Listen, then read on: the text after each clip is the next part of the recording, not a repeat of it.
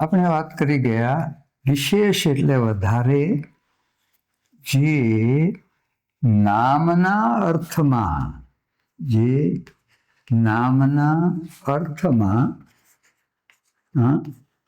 વધારો કરે તે વિશેષણ, કારણ કે વિશેષતા લાવે છે તે. એટલે અહીંયા નામ છે અને નામના અર્થમાં, એટલે જો બે વસ્તુ થઈ કે જે નામ છે એને વિશેષ્ય કહ્યું છે, વિશેષ્ય, અને એના વિશે જે વધારો કરે તેને વિશેષણ કહેવાય. આપણે કર્મધારય સમાસમાં જોઈ ગયા હતા કે વિશેષ્ય અને વિશેષણનો સમૂહ હોય તો અહીંયા એ સમાસ નથી થતો. પણ જ્યારે નામના અર્થમાં જે પદ વધારો દેખાડે, દર્શાવે, તેને શું કહેવાય? વિશેષણ કહેવાય. હવે અહીંયા જો વાત સારી લાગે છે પણ વાતના અર્થમાં વધારો કર્યો કે આ બધી વાતોમાં કઈ વાત તમને સારી લાગી, કઈ વાત? તો વાતને કયું ખરું, પણ એ શું પૂછ્યો છે? પ્રશ્ન કર્યો છે. તો એ સર્વના વિશેષણ થયું, એણે વિશેષણનું કામ કર્યું. પણ કયું વિશેષણ? તો કે પ્રશ્ન દર્શક વિશેષણ. પછી જો છોકરો ભણે છે, માનો કે આ કાઢી નાખીએ કે છોકરો ભણે છે, પણ આ છોકરાની ખાસ ઘણા હશે, પણ એમાં એણે આ ખાસ આના ઉપર કહી આમ દેખાડીએ ને કહ્યું કે આ છોકરો ધ્યાનથી ભણે છે, તો આ છોકરો એનું દર્શન કરાવ્યું છે આ દ્વારા. એટલે આ જે છે તે આ દર્શક સર્વનામ થયું. આ પ્રશ્નદર્શક સર્વનામ છે, પ્રશ્નવાચક સર્વનામ. આ માત્ર દર્શક સર્વનામ છે. પછી આ ઘી લીધું, પણ ઘીનું એણે માપ દેખાડ્યું કે કેટલું લીધું? તો કે એ 1 કિલો ઘી લીધું, તો એણે શું દેખાડ્યું? તો કે માપ દેખાડ્યું. તો કેટલો, કેટલી, કેટલું, આ પૂછવાથી એ માપદર્શન મળે આપણને કે 5 છોકરા આવ્યો તો કેટલા સંખ્યા દેખાડે છે. પછી મણ બાજરો લીધો, તો કેટલો બાજરો લીધો? તો કે જે ક્રિયા હોય એને તમારે કેટલો, કેટલી, કેટલું એવું પૂછવાથી તમને લીટર છે, મીટર છે, કાપડ 5 મીટર કાપડ લીધું, તો આ જે માપ દેખાડે છે તે કેવું વિશેષણ થયું? તો કે માપદર્શક વિશેષણ. માપ દેખાડે છે, વિશેષતા દેખાડે છે નામની, પણ એ માપ દેખાડે છે. અને પછી એ જો 5 છોકરાઓ આવો તો છોકરા ખરા, પણ છોકરાની સંખ્યા દેખાડી, એના અર્થમાં વધારો કર્યો. તો કેટલા છોકરા? 5. તો આ સંખ્યા દર્શક વિશેષણ થયું, આ સંખ્યા. પછી એક ક્રમદર્શક વિશેષણ કે તે હું 3જી બસમાં આવું છું, હું પહેલો નંબર આવ્યો, તું કેમ 8મો આવ્યો? તો આ શું દેખાડ્યું? તો કે એણે એનો ક્રમ દેખાડ્યો, તો ક્રમદર્શક વિશેષણ થયું. પછી જે વધારે વપરાય છે તે ગુણવાચક વિશેષણ, એટલે એના ગુણ દેખાડે છે. તો કે ડાહ્યા છોકરા અથવા ડાહ્યા છોકરા, છોકરું લ્યો તો અહીંયા છોકરા આવશે, એટલે ડાહ્યા છોકરા ધ્યાનથી ભણે છે. હોશિયાર બાળક આ ઠોઠ ધ્યાન રાખતા નથી, પણ જો આ ઠોઠ વિદ્યાર્થી તો પણ આ એનું વિશેષતા તો દેખાડી વિદ્યાર્થીની કે કેવા, તો કે ઠોઠ કોઈ પણ પ્રકારનો ગુણ, સારો કે મોળો, માત્ર પણ જે કોઈ પણ પ્રકારનો સંસ્કારી માણસે આ ધ્યાન રાખવું જોઈએ. તો સંસ્કાર એ ગુણ છે. સંસ્કારી માણસે તો આ માણસનું શું થયું, તો કે આ એનો ગુણ દેખાડ્યો છે. તો આ જે છે તે ગુણવાચક વિશેષણ થયું. એટલે આમ આ વિશેષણ છે તે આટલા છે, અને તે એકંદરે આમ લખી શકાય કે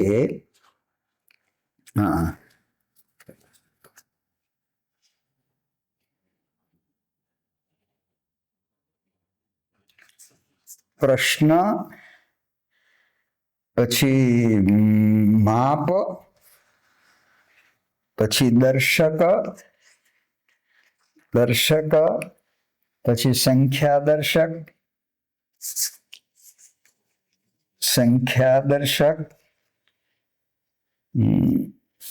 પછી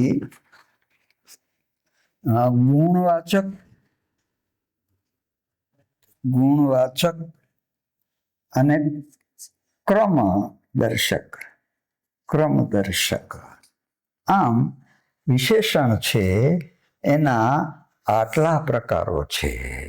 એટલે હવે એક જરા ધ્યાન રાખવાનું છે કે સામાન્ય રીતે વિશેષણ એ વિશેષ્યની પહેલા આવે.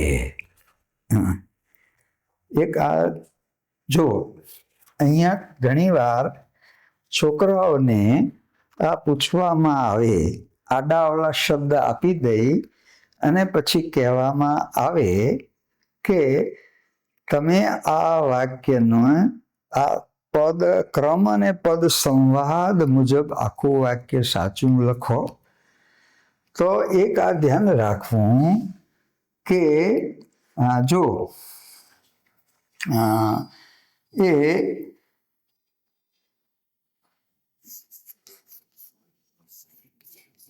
જો સારા શિક્ષકે હોશિયાર બાળકોને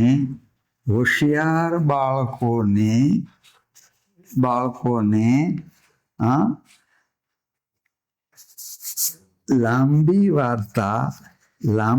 વાર્તા કહી. તો જો જે શિક્ષક જે પદનું વિશેષણ હોય, વિશેષ્ય હોય, એની આગળ એ રાખે. એટલે સારા શિક્ષકે કેવા બાળકોને કહ્યું, તો કે હોશિયાર બાળકોને.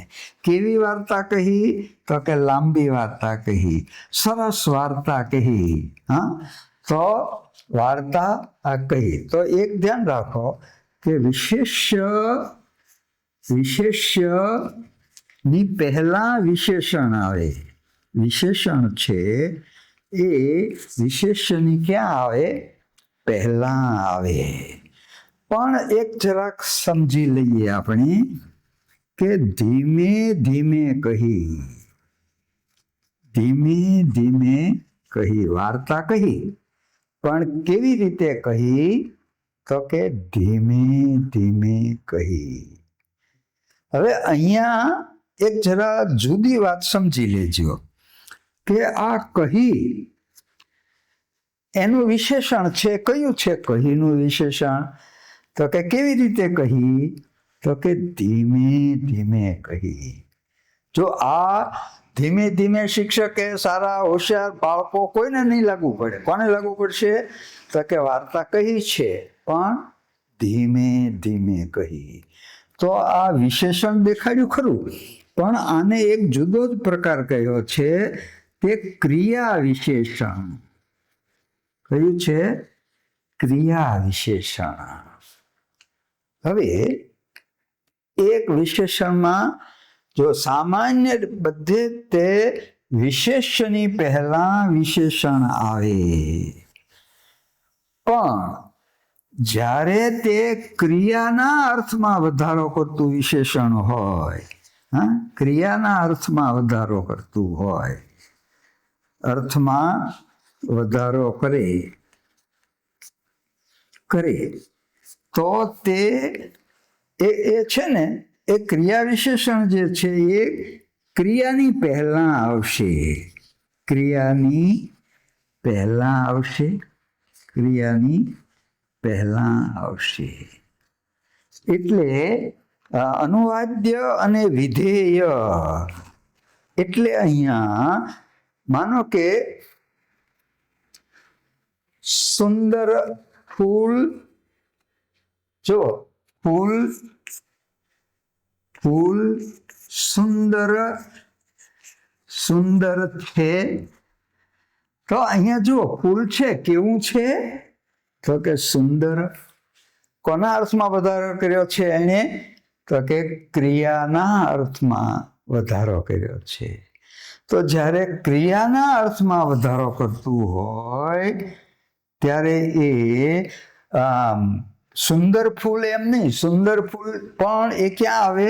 તો કે એ ક્રિયાપદની પહેલા આવશે, પણ એ નામની પહેલા આવશે નહીં. એટલે વિધિવાચક આ જે પછી આવે, જે ક્રિયાપદની પહેલા આવે પણ નામની પછી આવે, તે કેવું થયું?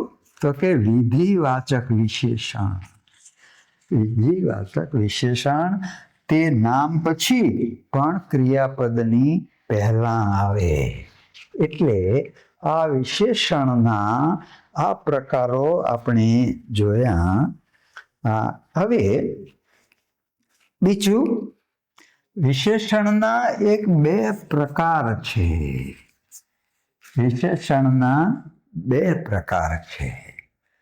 એક તે વિકારી વિશેષણ, એક તે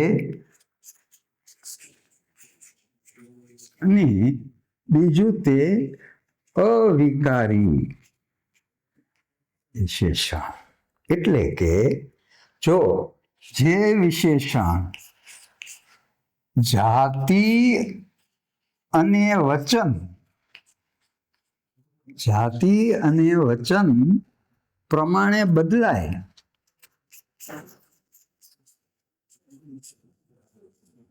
તે વિકારી. પણ જે ન બદલાય તે અવિકારી. જાતિ અને વચન પ્રમાણે જે બદલાય તે વિકારી વિશેષણ, અને જેમાં કોઈ ફેરફાર ન થાય, વિકાર એટલે ફેરફાર, વિકાર એટલે ફેરફાર. તો જેમાં જાતિ વચન બદલાવા છતાં ન બદલાય તો એ અવિકારી વિશેષણ કહેવાય. દાખલા તરીકે જો અહીંયા હું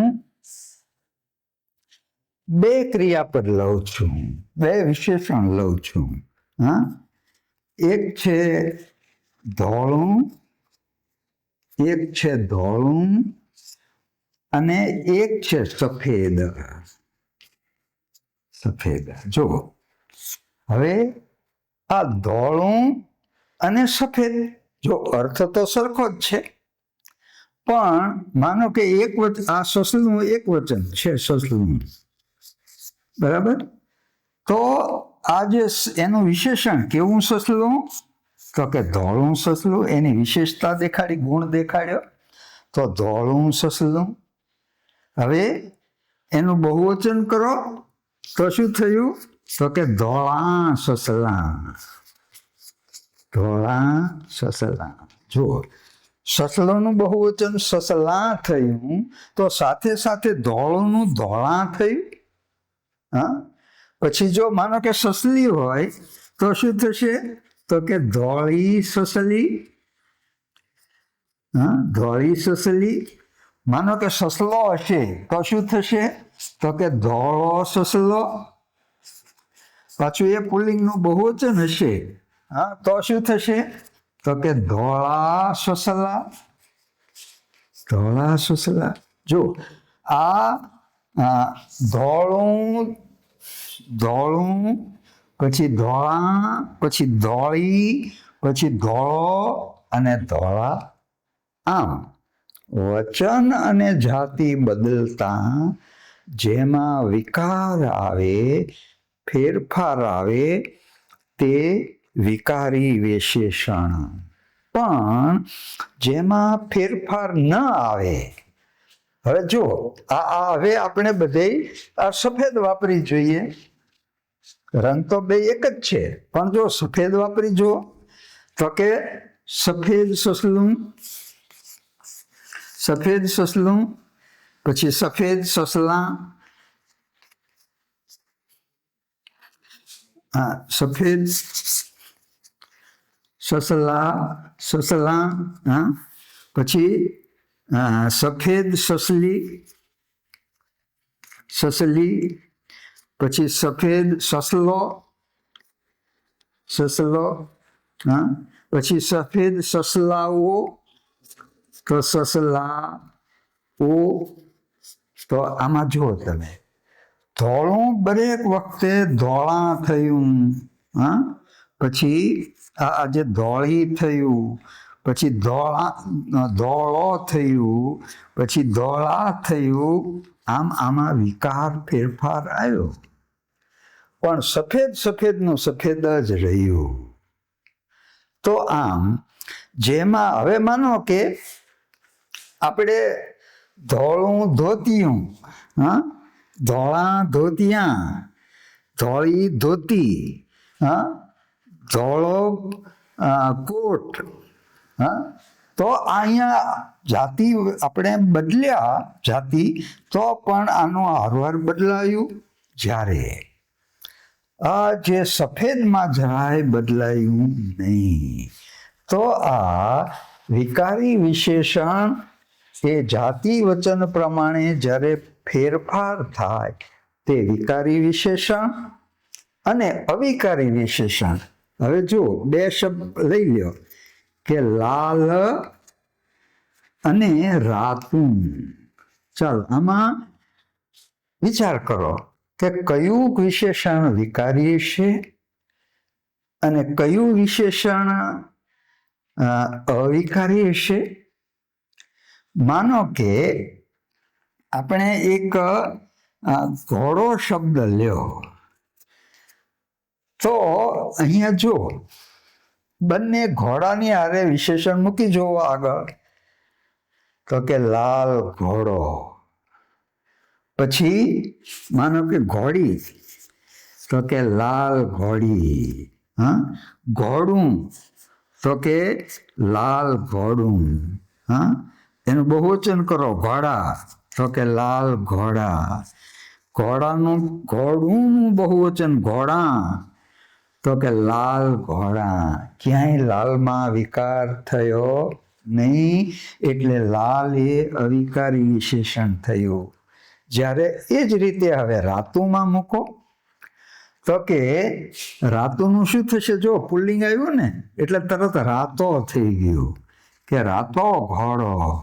હા, પછી માનો કે ઘોડી, તો કે રાતી ઘોડી. આ એનું ગુણવાચક વિશેષણ થયું. પછી રાતું ઘોડું, તો એનું બહુવચન કરો, તો કે રાતા ઘોડા. રાતા ઘોડા પુલ્લિંગનું બહુવચન. રાતી ઘોડીઓ, પછી રાતા ઘોડા. રાતા, આ ઘોડુંનું બહુવચન કર્યું, તો કે રાતા ઘોડા.